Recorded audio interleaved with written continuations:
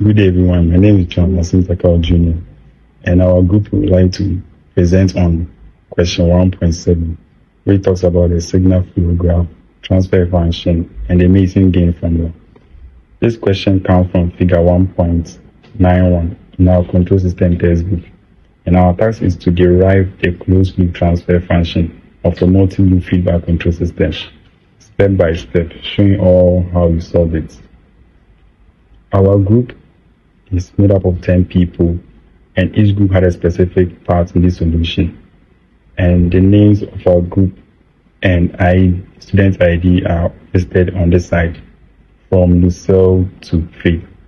And each person is presenting on a session they worked on. Why does this problem matter? Transfer functions are the backbone of control system analysis.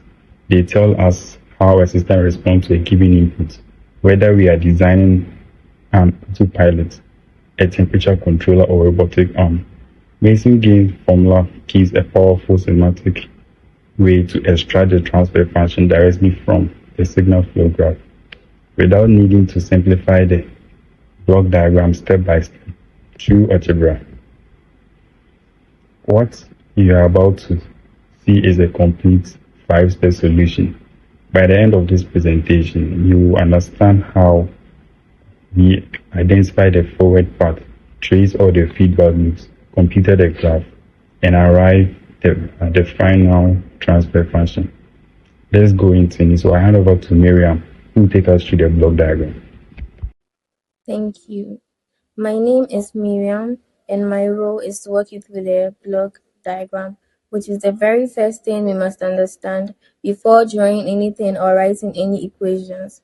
Looking at figure 1.91 on this slide, you can see the complete block diagram of our control system. So let me take you through each component carefully.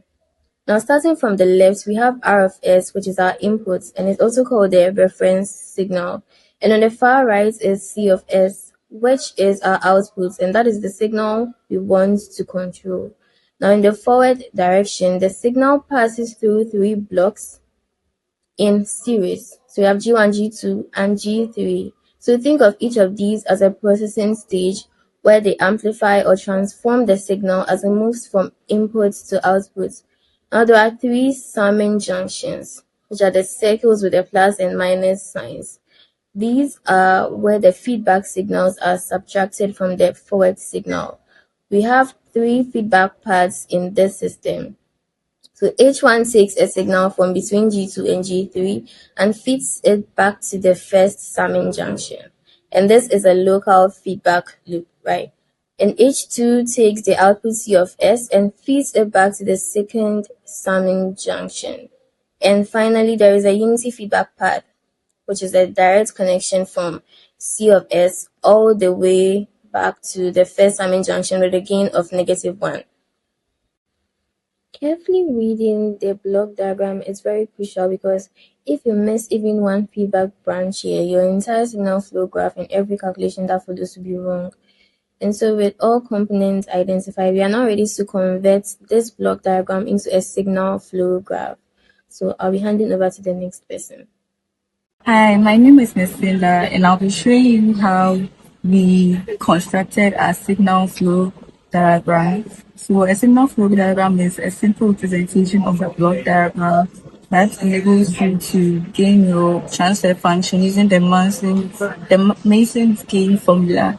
So in our signal flow diagram, we have 7 nodes. Each node has a representation or represents something.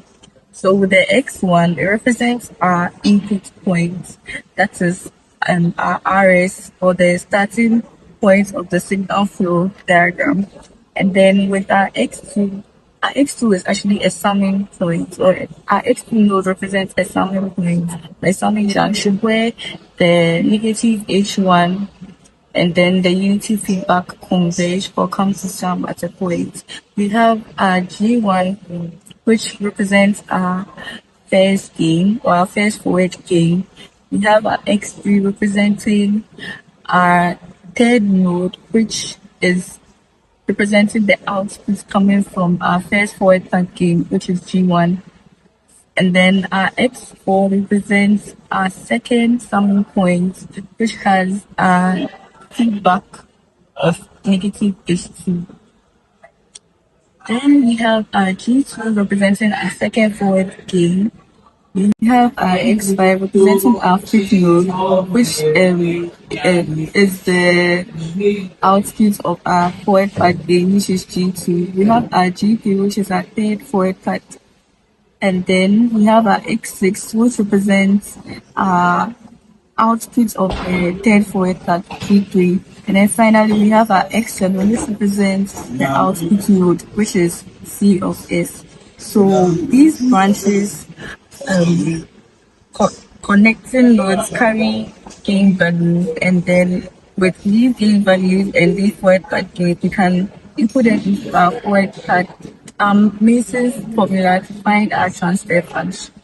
Thank you. I'll hand over to the next speaker to explain how to derive our transfer function using the Mason's formula.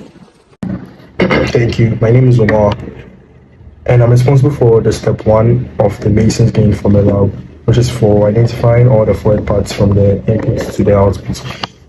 A forward path is any continuous direct path from the input node RS to the output node CS.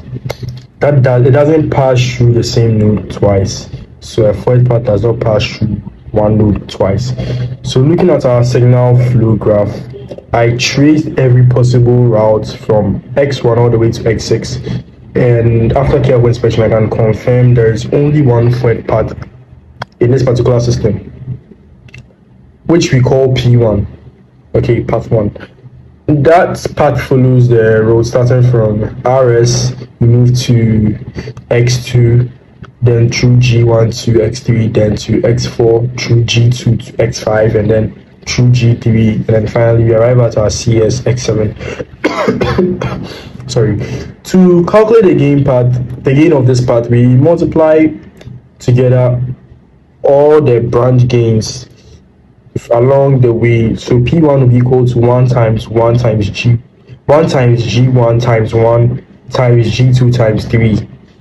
The 1 represents the unity branches at the input node and at the second junction, which carry no amplification. So therefore P1 is equal to G1, G2, G3. This is an important observation. Having only one forward path simplifies our application of Mason's formula.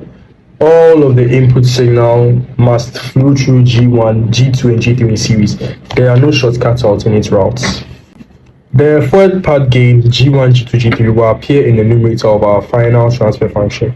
Keep it in mind as we move forward. I'll hand over to Daniela, who will identify the feedback loops.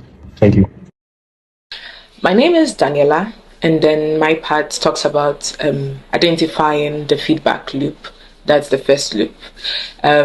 The unity outer feedback. So Mason's gain formula requires us to identify every closed loop in the signal flow graph, right?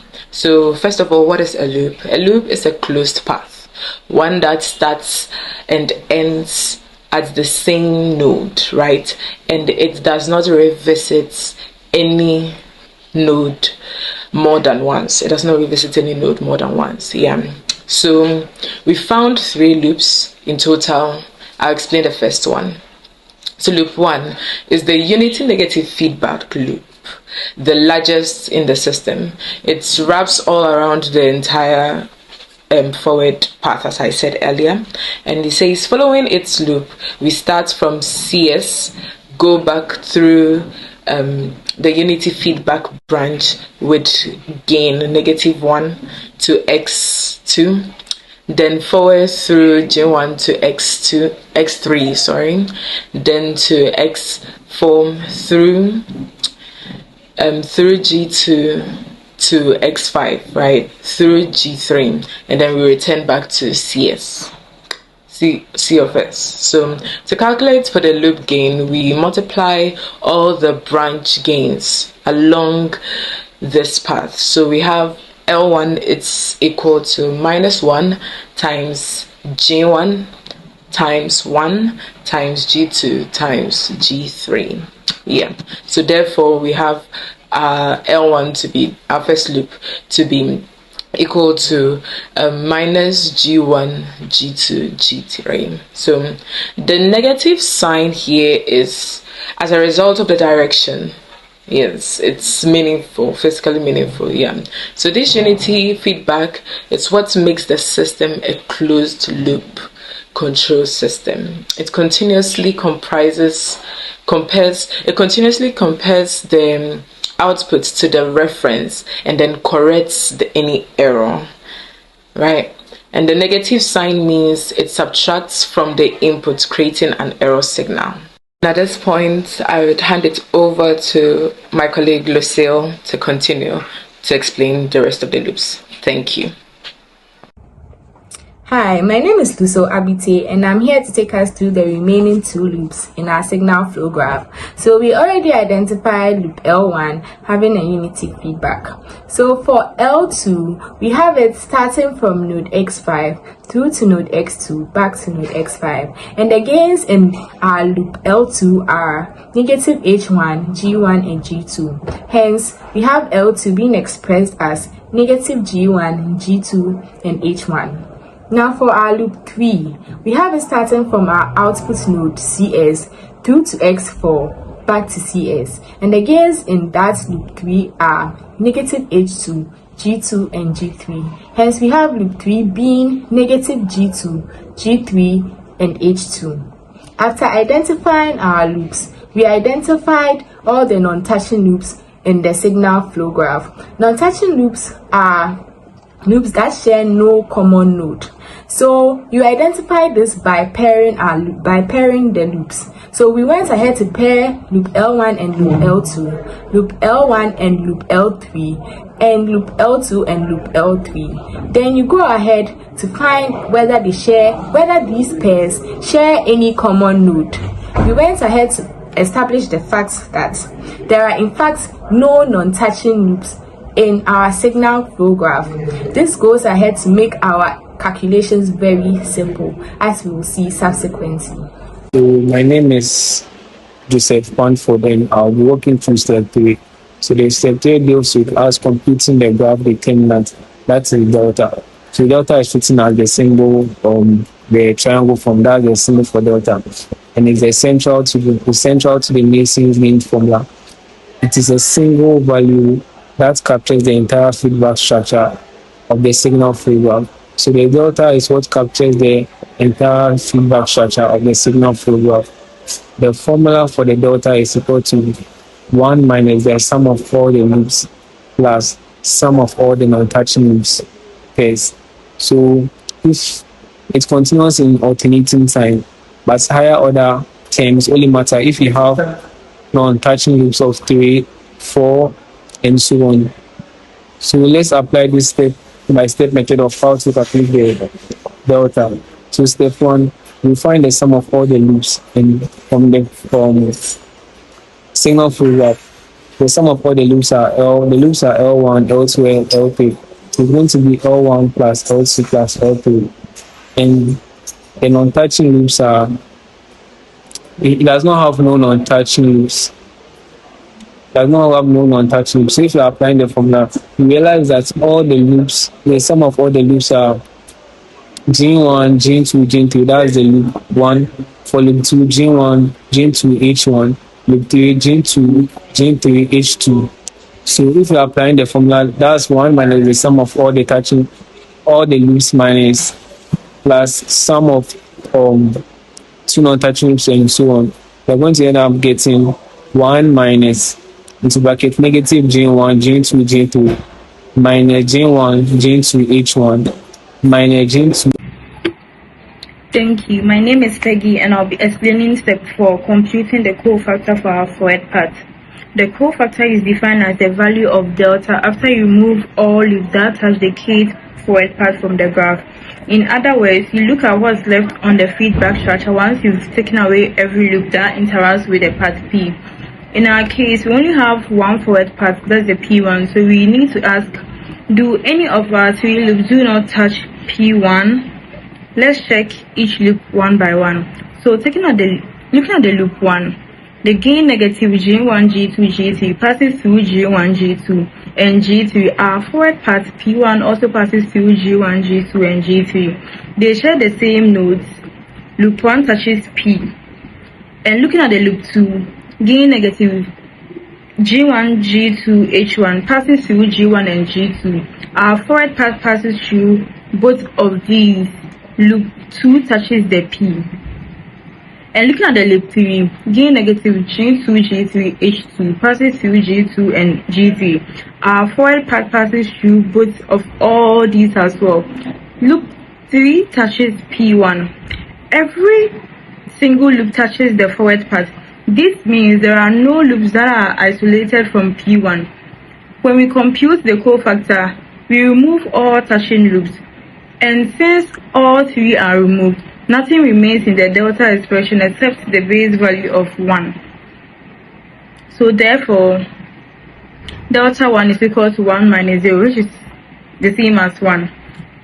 Yeah, so this result simplifies the numerator of Mason's formula. Now I'll hand to my speaker, Nai, who will apply the formula and present our final answer. Thank you. Thank you, everyone. My name is Hamzia, and I'll bring everything together with a final summary and our closing remarks. As you can see on this last slide, all 6 elements of our solution are displayed side by side for easy reference. We had only one forward path, P1, with gains G1, G2, G3. Our loops or our feedback loops were L1, L2, and L3, which have been described on the slide and have been explained by my colleague. We confirmed that there were no non-touching loop pairs, meaning all the 3 loops shared common nodes, which simplified our determinant calculation. Our graph determinant therefore came out to 1 plus the absolute of all our 3 loops, and our cofactor similarly is 1 since all the loops touch the forward path. Applying these parameters to the Mason gain formula, our verified transfer function is what you see in the yellow block, which is G1, G2, G3 divided by 1 plus the absolute of our 3 loops. This result is complete and consistent with what we would have obtained using block diagram reduction, which our group cross-checked as part of our preparation. We hope this presentation has clearly demonstrated not just our answer, but the thinking behind each step. Thank you very much for your attention. Alright, so thank you very much to all the members of this group. My name is Feda Kwamea, and I will be taking us through a summary of everything that we have discussed so far and give the closing remarks. So, as we can see from this last slide, all the 6 elements of our solution have been displayed side by side so that we can easily look back for reference. So, our forward path was given as P1, which is equal to G1, G2, G3, and that is the only path from the input to the output that we could derive. Then our 3 feedback loops, which were L1, which is equal to negative G1, G2, and G3. Those are the gains of loop 1. Then loop 2, which is L2, had the gains of negative G1, G2, and H1, with H1 as a local feedback. Then we have L3, which is equal to negative G2, G3, and H2. We also confirmed that we had no existing non-touching loops inside our flow chart or flow diagram. Hence, our graph determinant came out to be delta is equal to 1 plus G1, G2, G3 plus G1, G2, H1 plus G2, G3, H2. And then our cofactor or the path determinant was delta 1, which is equal to 1 because all the loops shared a common node with the path, hence making them cancel out. So then we applied Mason's gain formula, which helped us to derive our C of S over R of S to be equal to G1, G2, G3 all over 1 plus G1, G2, G3 plus G1 G2 H1 plus G2 G3 H2. So this our result was verified, and we came together as a group and decided that this is the final answer. We hope that this demonstration has shown us not just the final answer of our signal flow diagram, but also the thinking behind it. It has helped us to understand completely how the Mason's gain formula works and how we can use it to derive our final transfer function. Thank you very much for your attention.